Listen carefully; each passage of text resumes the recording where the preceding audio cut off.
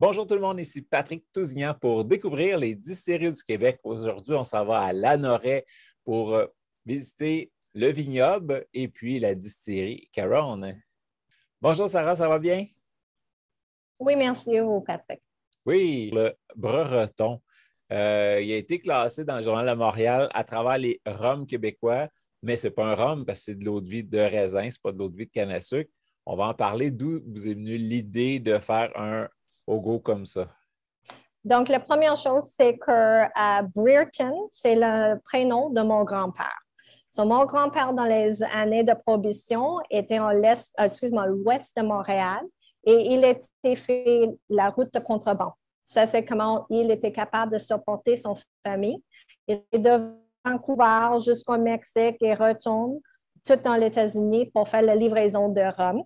Et c'est dans ce temps-là où il a vraiment créé un petit recette de rhum. Nous, on est basé sur ça et son histoire de contrebande de créer notre rhum. Certainement, on prend notre eau de vie, Utica, puis on fait l'aromatiser avec des différentes épices, des épices que nous, on a ici, qu'on utilise nous-mêmes et on fait pousser nous-mêmes. C'est la même chose avec notre gin. On utilise des épices que nous-mêmes, on fait pousser ici, en assemblant avec des autres ingrédients d'ailleurs aussi.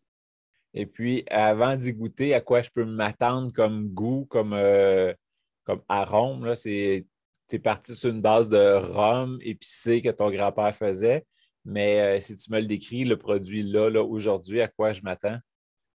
Mais pour moi, qu'est-ce que j'aime, c'est le côté un petit peu vanillé, caramélisé, caramel brûlé, mais c'est pas sucré. Et ça, c'était quelque chose qui était important pour nous. C'était vraiment, on ne créait pas un caramel brûlé sucré au bout avec sirop d'érable. Tu vas voir que c'est bien balancé. Tu peux utiliser dans des cocktails, dans un simple rum and coke, on peut dire, mais aussi juste sur glace, c'est vraiment rafraîchissant.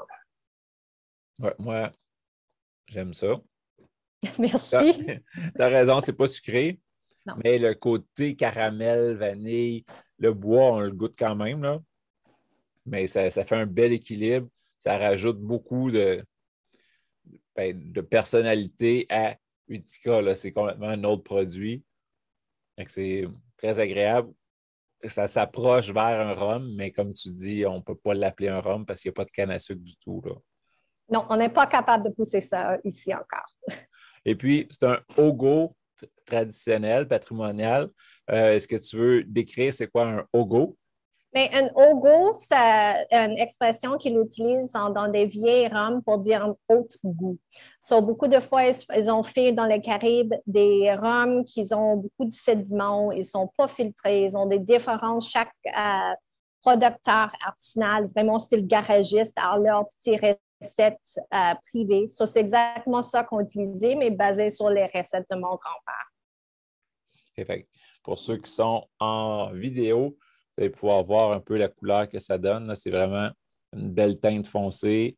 Puis, une étiquette quand même assez sobre. Et puis, un rappel à la marine, rhum et tout ça sur l'étiquette. Le copeaux de chêne que vous utilisez, c'est quand même très toasté. On utilise les chênes français moyennement toastés.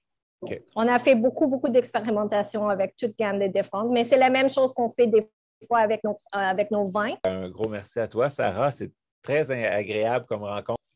Mais merci pour faire l'entrevue.